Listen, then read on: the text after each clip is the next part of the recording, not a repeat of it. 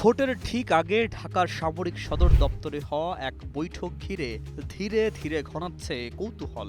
বাইরে থেকে দেখলে এটি রুটিন কূটনৈতিক সাক্ষাৎ, কিন্তু সময়টাই প্রশ্ন তুলছে। আগামী মাসেই সাধারণ নির্বাচন, তার ঠিক আগে বাংলাদেশের সেনাপ্রধান জেনারেল ওয়াকারুজ্জামান মুখোমুখি হলেন এমন এক দেশের প্রতিনিধির, যাকে ভারতীয় সংবাদ মাধ্যমে বলা হচ্ছে ভারতের বন্ধু। এই সাক্ষাৎকে ঘিরে যে ইঙ্গিত উঠে আসছে তা শুধু ঢাকা নয়, নজরে রাখছে দিল্লি, বেইজিং এবং ইউরোপও।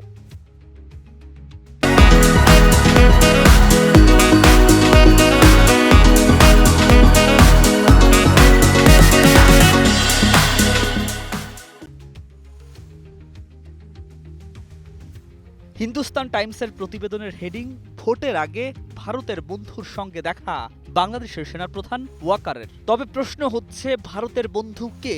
আসুন উত্তর খুঁজি। ভারতের বন্ধু বলতে এখানে ইতালিকে বোঝানো হয়েছে।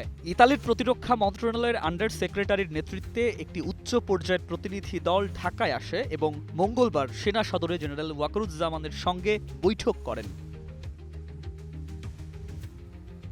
বাংলাদেশের সেনাবাহিনীর তরফে জানানো হয়েছে, আলোচনার কেন্দ্রে ছিল দুই দেশের মধ্যে সামরিক সহযোগিতা বৃদ্ধি, প্রশিক্ষণ ও প্রতিরক্ষা সম্পর্ক আরও মজবুত করার বিষয়। তবে নির্বাচন পূর্ব মুহূর্তে এই আলোচনা নিছক সামরিক পর্যায়ে সীমাবদ্ধ ছিল, এই ব্যাখ্যা মানতে নারাজ কূটনৈতিক বিশ্লেষকদের একাংশ।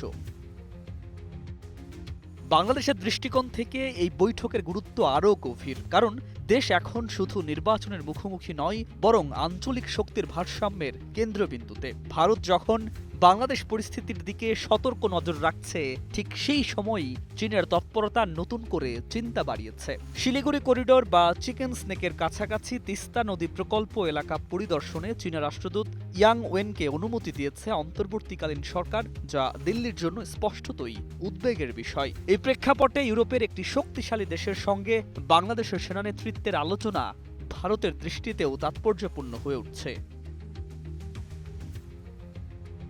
এখানেই দৃশ্যপটে আরও গুরুত্বপূর্ণ হয়ে ওঠেন জেনারেল ওয়াকারুজ্জামান। শুধু একজন সেনাপ্রধান হিসাবে নয়, বরং নির্বাচন পূর্ব উত্তেজনার সময় দেশের স্থিতিশীলতার প্রতীক হিসাবেই তাকে দেখছে দেশ বিদেশ। সীমান্ত নিরাপত্তা, অভ্যন্তরীণ শান্তি এবং আন্তর্জাতিক ভারসাম্য, এই তিন অক্ষের মাঝখানে দাঁড়িয়ে তার প্রতিটি বৈঠকই এখন কৌশলগত বার্তা বহন করছে। ইতালির প্রতিরক্ষা প্রতিনিধিদের সঙ্গে তার আলোচনা তাই নিছক সৌজন্য সাক্ষাৎ নয়, বরং বাংলাদেশের অবস্থান জানান দেয়ার এক নীরব ভাষা। সব মিলিয়ে হিন্দুস্তান টাইমসের রিপোর্টে উঠে আসা এই বৈঠক বাংলাদেশের গুরুত্বকেই নতুন করে সামনে এনেছে।